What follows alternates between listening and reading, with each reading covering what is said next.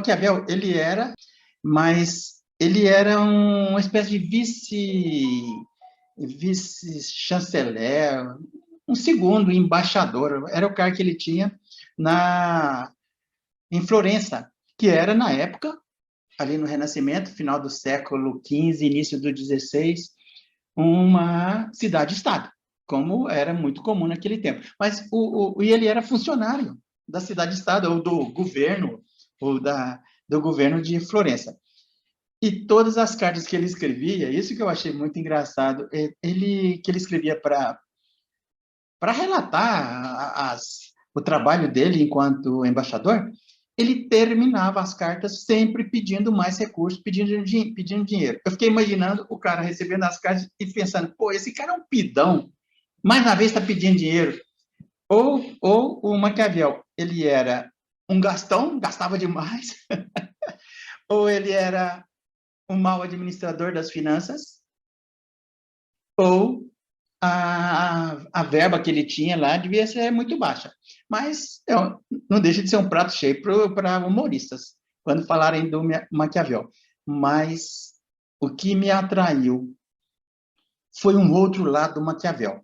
Quase todos nós, né, o grande público, assim, e eu me incluo nessa turma que acaba lendo somente O Príncipe, que é a obra mais conhecida dele, que, aliás, foi uma obra póstuma e que foi, desculpe a expressão, sacaneada por um religioso inglês que detonou a obra e sujou o nome do Maquiavel ao longo do tempo, passando só uma imagem, uma visão do Maquiavel lateral, absolutista, que tem no Príncipe ali.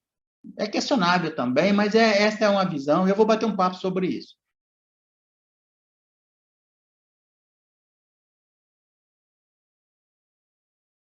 Primeiro, eu queria comentar com vocês sobre um achado num sítio arqueológico que foi divulgado agora em janeiro, mas que aconteceu no final de 2020, na cidade de Pompeia. E eu achei assim, muito interessante e trouxe uma forma de humor que não é muito politicamente correto. Quando eu li, descobriram um fast food em Pompeia, um fast food. Pela tua reação, acho que você também viu. E eu fiquei pensando assim, o cara, olha só que forma de humor que eu não deveria, mas eu fiquei imaginando o cara chegando no fast food em Pompeia no ano 79 depois de Cristo, batendo ali na mesa assim, falando rapidinho, rapidinho, fast food, comida rápida, rapidinho, rapidinho, eu preciso comer correndo porque tá vindo, tá tendo uma erupção. Aí o cara não teve tempo. Humor negro, né? Pedir comida rápida.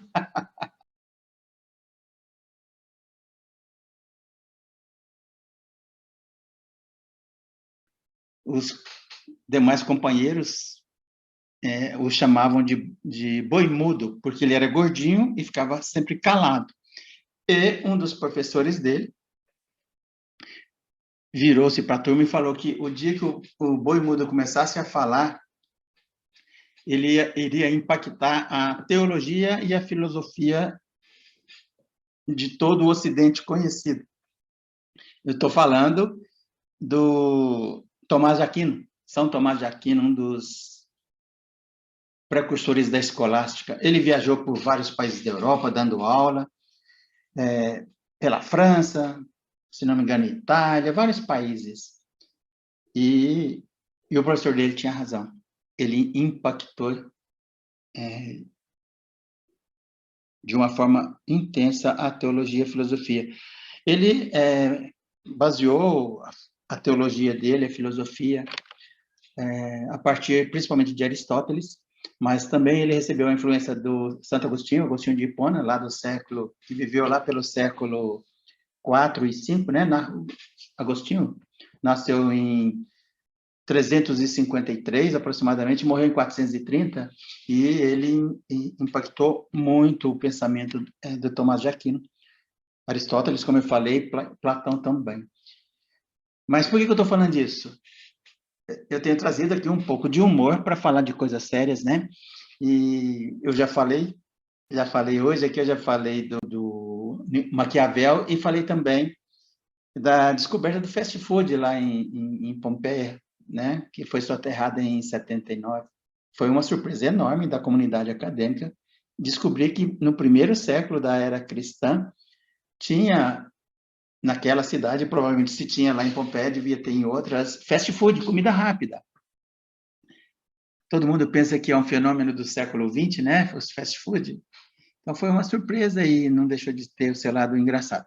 Mas tem uma outra piada que o meio acadêmico faz também com Agostinho. Ele escreveu tanto, Agostinho não, desculpe, Tomás de Aquino, ele escreveu tanto, assim como Agostinho de Hipona também escreveu muito, e era muito comum na época, as pessoas que deixaram muitos livros escritos, era muito comum que eles tivessem escribas, pessoas que ficavam escrevendo para eles. Então, a piada é que ele ditava 4 livros ao mesmo tempo, que é impossível, né? O pensamento dele, a obra dele foi tão grande que a piada que eles fazem é que ele escrevia 4 livros ao mesmo tempo, tinha 4 ajudantes. É claro que é uma piada, né? Agora, tem uma outra coisa. Aproveitando aqui para deixar assim, um comentário sobre um pequeno comentário sobre a relevância do Tomás de Aquino. Ele, em um momento ali em plena Idade Média, quando começaram a surgir as primeiras universidades, né? Não é? Tinha 2 linhas, a linha da teologia e a linha da filosofia, que eventualmente até hoje elas se estranham um pouco ou não, depende do pensador, do pesquisador. Tomás de Aquino, o que ele fez foi buscar uma aproximação da filosofia, do raciocínio lógico e sistematizado para trabalhar a questão da existência de Deus. Ele tem, inclusive, muito conhecido a forma sistematizada e filosófica com que ele prova a existência de Deus. Tá bom? Eu vou colocar aqui na edição para que quem tiver interessado possa dar uma olhada, quem tiver interessado e que não conheça. Ok? Então, esse lado aí, o lado que os comediantes provavelmente gostariam de saber para trabalhar em seus stand-ups, não é?